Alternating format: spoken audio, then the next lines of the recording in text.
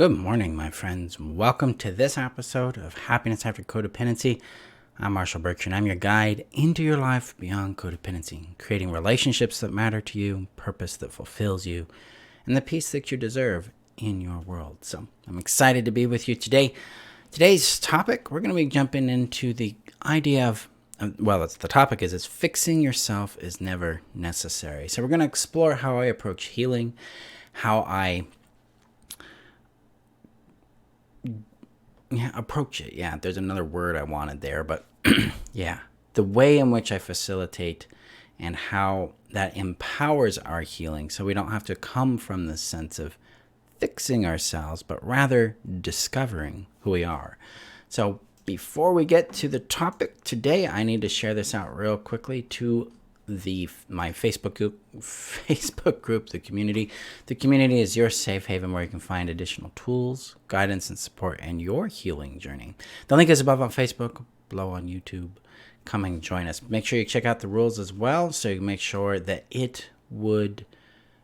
group format fits what you're looking for. So, all right, cool. So let's find the group because they move it all around. There we go. All right. Thank you guys for your patience today. So yes, good morning. Hi, Linda. Nice to see you.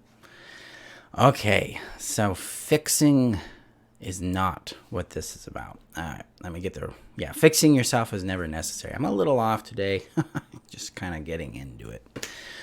Okay, so usually in codependency, in most healing systems, at least in what I initially encountered in my own work, especially seeking out therapy, reading a lot of self-help books, watching some YouTubes or many YouTubes, reading countless number of blogs and websites and stuff. There was always an assumption in this work that there was something to fix. Like, I initially thought I had to fix my codependency. I had to fix my anxiety. I had to fix my shame. I had to fix who I am. And this idea of fixing the self actually comes from the abuse we have endured. It's the abuse language framing the healing journey. So, like, my experience was childhood emotional neglect, narcissistic abuse. Narcissistic individuals want people to be perfect so they can provide the supply they want from them. And so they would, of course, convey this idea of fixing. Good morning, Jasmine. Fixing. And so now I've internalized this idea that I'm too much, I'm too little, and I need to be fixed. So, of course, my healing is going to be framed this way. I'm going to be looking at my efforts to heal as I have to fix something.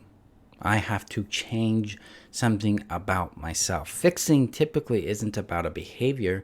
It's about a sense of identity. It's about this internal experience of who we are and that we believe we're intrinsically flawed, broken, wrong for the way we are. And that if we just change that, we'll be lovable, we'll be worthy, we'll be perfect, we'll be ideal. And then the people we're seeking love with and from will finally start loving us the way we hope that they would love us. So let me know in the comments below if this resonates with you, because it's definitely a biggie for many of us. Yesterday in the 5-day codependency workshop, we were diving into this because we're talking about this idea of natural completeness, where we are intrinsically whole. We are born complete. We're also born with a particular kind of shape or color. I look at people through colors or shapes. It's how I frame it. So like I could be a green person and I could be a purple person, that kind of thing. Or I'm a triangle and they're a circle, that kind of thing. When we grow up in societies, we grow up in culture, we grow up in family units, we grow up in an internalized sense of narcissistic abuse, we can look at our shape and go, that's not enough. I have to change my shape. If I'm a triangle and everybody else says I should be a square, then I have to change myself. This is where the fixing component comes in. Because we believe that the reason we are being treated the way we are being treated is because of who we are. If I was only different, they wouldn't do this to me. This is where the fixing concept is born. The idea that there is something inherently wrong with who I am, with how I do things, with how I see the world.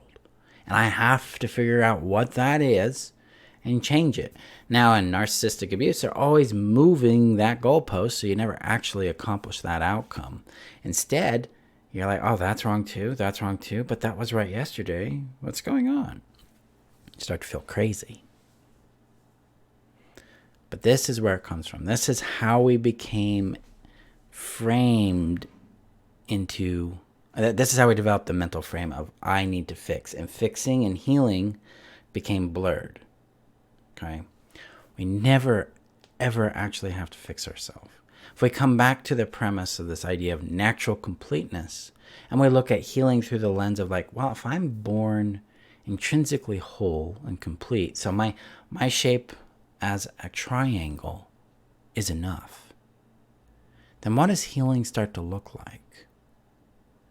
What does healing start to behave like?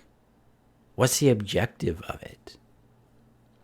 And what I've discovered in my own journey and in my work with students and clients is that real healing has nothing to do with fixing. It has everything to do with discovery of true self. It has to do with the shedding of internalized shoulds, musts, have-tos, false identities, false expectations, values that are not yours, ideals that are not yours.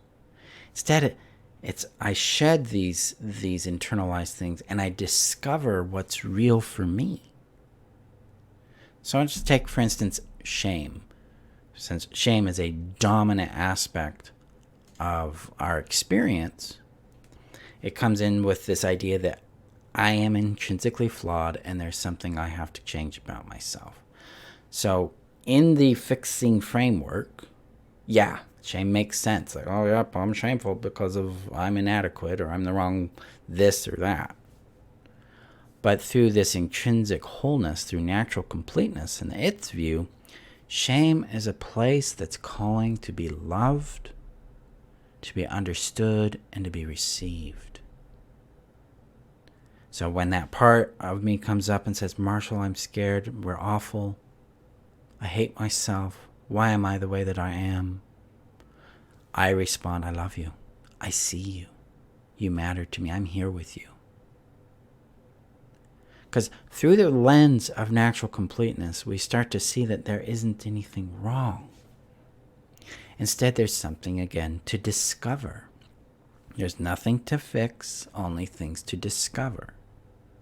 And in that discovery, we'll start to learn that, hey, I don't necessarily like this behavior. It doesn't get me what I'm looking for. It doesn't align with what matters to me. What other behaviors could I choose? So we go through this maturation process where we differentiate who we are and our sense of value from what we do. Because a lot of times at least in narcissistic systems that attach your worthiness to behavior, they fuse identity and worth with behavior. They're the same thing. So your behavior defines your value, it defines who you are. But when we separate them, we differentiate or detangle them from each other, then I can go, you know what? My value, my principle, what matters to me in this, and the outcome I create with my behavior aren't aligned. I don't have a congruency here. I'm out of integrity. So I can change my behavior. I can improve my skill to get the outcome I'm looking for. Notice there's no fixing going on. There's simply a growth in how I behave. It's the adoption of a new skill. It's like learning that I don't need to use a hammer for everything. I can use wrenches, and I can use screwdrivers, and I can use different kinds of hammers for things. But nothing had to be fixed. I only had to be grown. So the shame shows up, the guilt shows up, the anxiety shows up. Love, care, especially with guilt, a call in for our personal power so that we can determine our own rules, our own boundaries. There's nothing to fix, only things to grow in, only things to discover. And we get to choose that. Because who you are is already whole. Your value is infinite. It doesn't get, true innate value is not. It's innate. You're born as it. You're born as it, meaning you're made up of it. And it's also autonomous. It cannot be changed. It can't be added to or taken away by you or anybody else. It's intrinsic to you. And your work, or at least in my framework, the work is attuning to it, learning to listen to it and trust it and follow it. See what it creates in your world. See, there's nothing to fix here. There is simply things to discover. When we approach healing this way, then healing is all about coming home. It's all about understanding ourselves, what we need and how we need it. And then in that, looking at how we can improve our skills at getting what we want and need in our world. But it has nothing to do with our value anymore. It has nothing to do with a sense of worthiness, because we already have that. This is the focus, the fulcrum, the hub of all my work relies on this, coming into contact with, experiencing, building trust in, and following one's true worth, so that you can then know your own voice, really know who you are, and follow that through with what you desire in your life. So let me know if that makes sense in the comments below. But yeah, we aren't here to fix anything. We're here to grow and discover who we are beyond codependency, beyond shame, beyond anxiety, beyond the limits you might have imposed upon your own abilities, your own worthiness. To discover that who are we beyond trying to fix ourselves, trying to be perfect? Who am I without being the people pleaser? These are the ways in which we explore and then discover more of who we truly be. That's the work. That's the magic, because this is where we find our own tailor-made well-being and happiness. This is the work. So let me know your guys' thoughts in the comments below. And yeah, I'm going to give a little spiel here, because we are a week out from the closure of enrollment for the Codependency healing system. If you want to master healing this way, you want to actually transition from, hey, I'm trying to fix myself, to, I get to know myself, I get to love myself, I get to be me. That's what the system's all about.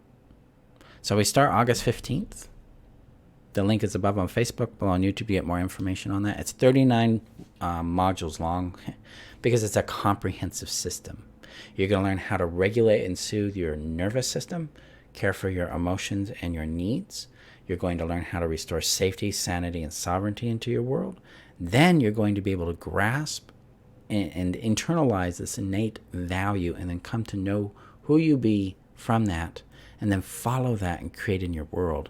And then you're going to learn how to master relationships with others, relationships with yourself, relationships with life. So it is the comprehensive system from taking you from being codependent and moving you into a healthy interdependent experience with yourself and others.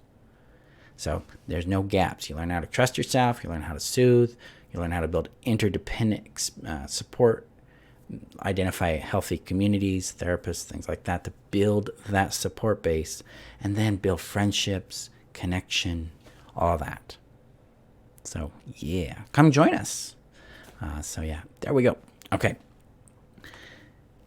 My friends, we don't have to fix ourselves anymore. Our job is to grow. Our job is to discover who we are, and then follow that, trust it, and let it continue to grow us.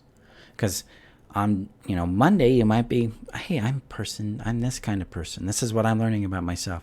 And by Friday, you may have learned something completely different about you. You're like, oh, I really, really like this more than that. I like this really matters to me rather than this thing. So you get a larger, more comprehensive experience about you. So let's see what you discover with that. So go out and play with it. Come back after you do for a little while, comment, and let's see what you've learned. Thank you guys for your time today. Thank you for your support. I'm excited to see how your world changes as you explore healing from the place of coming home and loving who you are rather than fixing. So have a great day, guys. Bye-bye.